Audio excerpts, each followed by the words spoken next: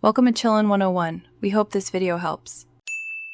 In this video, I will explain how to change your Dodge Ram interior lights. First, ensure you have all the right tools, like a small flathead screwdriver or a plastic trim removal tool, and the correct replacement bulbs. Knowing your Ram's model helps determine the exact bulb type you'll need. Safety is key, so always work carefully.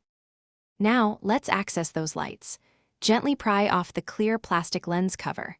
Using a plastic trim removal tool is highly recommended to avoid scratching or damaging the surrounding trim or the headliner.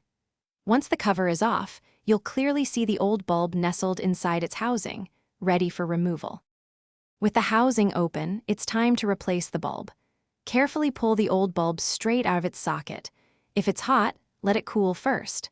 Then, take your new bulb, often an LED for a brighter and more efficient look, and firmly push it into the socket.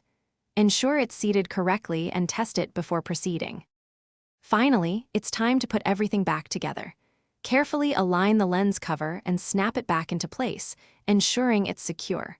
Double-check that all your newly installed lights are working perfectly.